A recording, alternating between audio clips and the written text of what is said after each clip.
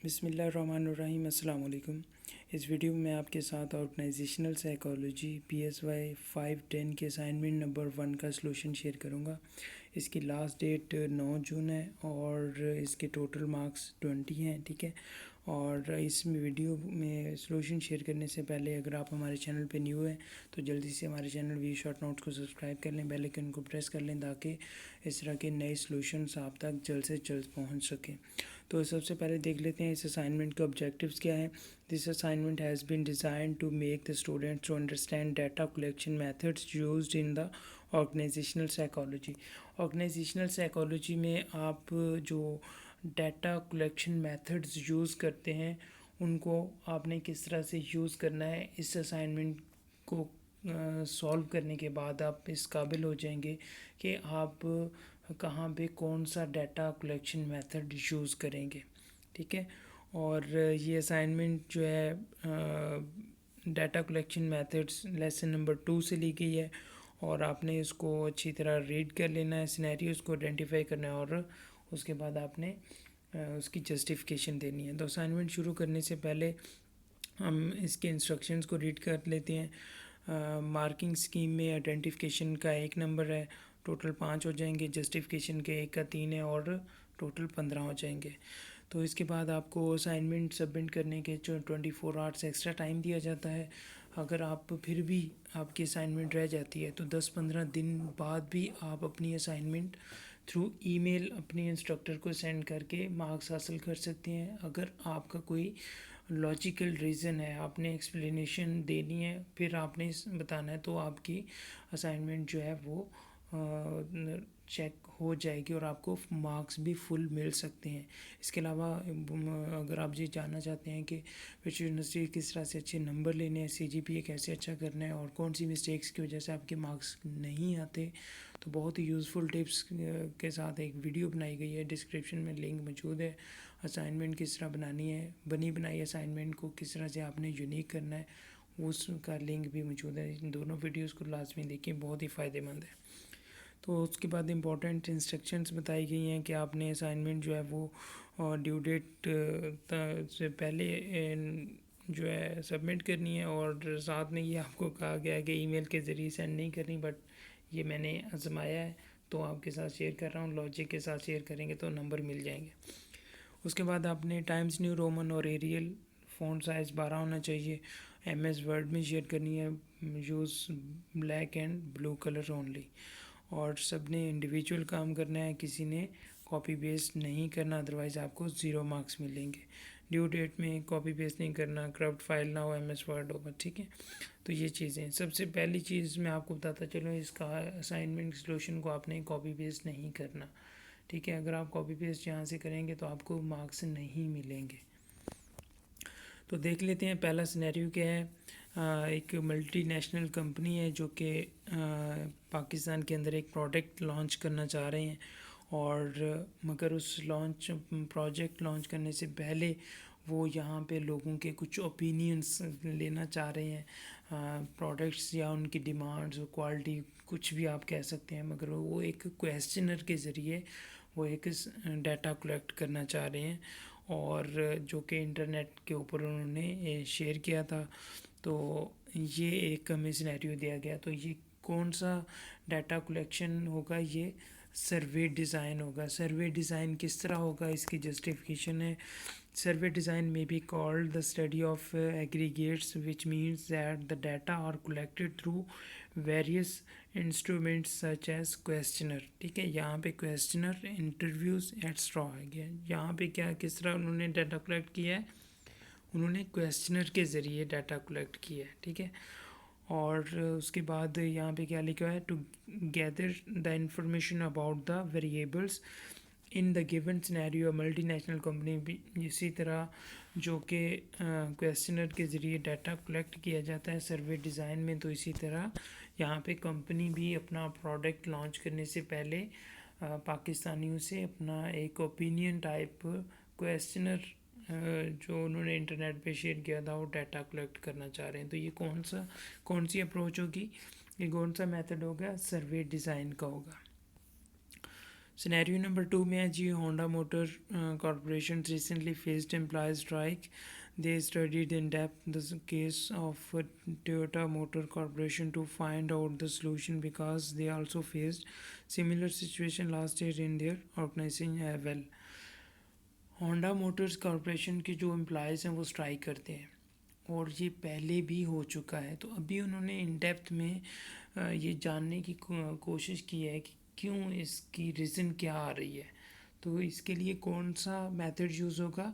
Case study method use होगा. क्यों use होगा? क्योंकि case studies involves in depth contextual analysis of similar situation in other organizations where the nature and definition of the problem happen to the same as experience in the current situation. यहाँ पे भी पहले अभी जो हुआ है strike हुई है, इससे पहले कब हुई थी? लास्ट ईयर्स में हुई थी. तो अब ये क्या कर रहे हैं? केस स्टडी कर रहे हैं, इन डेप्थ में एनालाइज कर रहे हैं कि ये दोनों सिमिलर बार बार क्यों रिपीट हो रहे हैं. तो किस तरह कर सकते हैं? ये केस स्टडी के ज़रिए कर सकते हैं. The hypothesis can be developed in the case of studies as well. तो इन द गिवन सिनेरियो में क्या हो रहा था? होंडा मोटर कॉरपोरेशन फेस कर रही थी एम्प्लॉय स्ट्राइक को, जो कि 1 साल पहले भी हुआ था. ठीक है, आपको समझ आ गई है कि ये क्या हो गया? केस स्टडी है. 3rd नंबर सिनेरियो में जनाब एक मिस्टर रोनाल्ड फैक्ट्री मैनेजर है टेक्सटाइल कंपनी का, और noted and recorded behaviour of his company employees with customer in an outlet. तो यहाँ पे वो अपने एम्प्लॉयज़ का बिहेवियर चेक करना चाह रहे हैं कि वो किस तरह से जो कस्टमर्स हैं उनके साथ किस तरह से वो इंटरेक्ट करते हैं. तो ये क्या चीज़ है? ऑब्जर्वेशनल data collection है. In observational method, people can be observed in their natural work environment or the lab settings, and their activities and behaviors or other items of interest can be noted and recorded. Apart from the activities performed by the individuals under study, their movements, work habits, the statements and meetings conducted in them, their facial expressions of joy, anger, and other emotions and body language can be observed. Other environmental factors such as layout, work flow patterns, the closeness of the seating arrangements, and the like can also be noted. This is called the observational method of collecting data. तो यहाँ पे क्या हुआ है? Same as it is mister Ronald जो company manager है वो क्या ऑब्जर्व कर रहा है? अपने एम्प्लॉयज़ का बिहेवियर्स, उनके इमोशंस, उनके एंगर, उनकी लोगों के साथ बॉडी लैंग्वेज, ये चीज़ें नोट कर रहा है. तो ये किस में नोट की जाती हैं? किस डाटा कलेक्शन में? जी बिल्कुल सही आप फरमा रहे हैं, ऑब्जर्वेशनल में. तो इसी के साथ आपकी ये एक्सप्लेनेशन भी होगी. प्लीज़ आपने इसको same as it is copy paste नहीं करना. आइडेंटिफिकेशन को कॉपी पेस्ट कर सकते हैं, मगर आपकी एक्सप्लेनेशन आपने ख़ुद क्रिएट करनी है, ख़ुद इसको अपने वर्ड में कन्वर्ट करना है. इसी स्टेटमेंट्स को आप अपने वर्ड्स में कन्वर्ट कर लें तो भी आपके असाइनमेंट में फुल मार्क्स आएंगे इंशाल्लाह. यहाँ पे 4th नंबर पे एक मेडिसिन कंपनी जो कि एक माइग्रेन की मेडिसिन उन्होंने इंट्रोड्यूस करवाई. अभी वो टेस्ट करना चाह रहे हैं. 2 ग्रुप्स हैं, कंट्रोल ग्रुप है एंड एक्सपेरिमेंटल ग्रुप है. कंट्रोल ग्रुप कौन सा है? जो आप कह सकते हैं इंडिपेंडेंट और डिपेंडेंट 2 ग्रुप हैं. ठीक है, तो ये कौन सा डाटा कलेक्शन होगा? एक्सपेरिमेंटल होगा. The experimental research design is when a cause and effect relationship between an independent and a dependent variable of interest are to be closely established. ठीक है, तो यहाँ पे क्या हुआ है? यहाँ पे भी देख लें, जो मेडिसिन बनाने वाली कंपनी है उन्होंने जो मेडिसिन इंट्रोड्यूस की है वो अभी उसको एक्सपेरिमेंट कर रहे हैं. तो यहाँ पे 2 ग्रुप थे, कंट्रोल ग्रुप और एक्सपेरिमेंटल ग्रुप. ये इंडिपेंडेंट और डिपेंडेंट ग्रुप है. तो ये क्या चीज़ शो कर रही है कि ये कौन सा डाटा कलेक्शन मेथड है? एक्सपेरिमेंटल मेथड है. ठीक है, इसकी समझ आ गई आपको कि इसमें क्या होता है, किस तरह से आप डाटा कलेक्ट करते हैं. तो इसके साथ ही सिनेरियो नंबर 4 क्लियर हो गया. अब सिनेरियो नंबर 5 है. A company wants to decide the employees age of superannuation For this purpose, they conducted a study about employees' working ability in different ages. They measured their 3 times employees' working ability at the age of 55, 60 and then 65. तो ये क्या होगा, longitudinal data collection method होगा. Longitudinal method क्या होता है?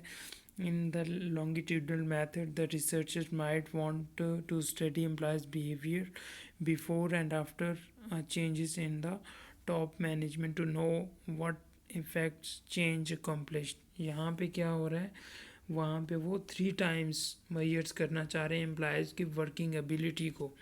तो यहाँ पे भी क्या हो रहा है, employees behavior before and after a change in the top management to know effect changes, मतलब कि different times में इनकी में क्या changes आई हैं. Here, because data are gathered at 2 different points in time, the study is carried out longitudinally across a period. Such studies are called longitudinal studies and the method as a longitudinal method. As the given scenario, company जो है वो अपने employees के different times में उनकी progress और उनके working abilities को चेक करना चाह रही है. तो इसमें कौन सा डाटा कलेक्शन यूज़ होगा, लॉन्गिट्यूडनल मेथड यूज़ होगा. तो इसके साथ ही इस असाइनमेंट का सलूशन कंप्लीट होता है. और प्लीज़ आपने इस असाइनमेंट को कॉपी पेस्ट नहीं करना, अदरवाइज़ आपको 0 मार्क्स मिलेगा. आपने इसको अपने वर्डिंग में कन्वर्ट करके आपने इसको सबमिट करना है. होप सो कि ये वीडियो आपके लिए बहुत ही हेल्पफुल हुई होगी. इसको लाइक कीजिए, शेयर कीजिए और इस चैनल को सब्सक्राइब कीजिए. इंशाल्लाह मिलते हैं नेक्स्ट वीडियो में. इजाज़त दीजिए. अल्लाह हाफिज़.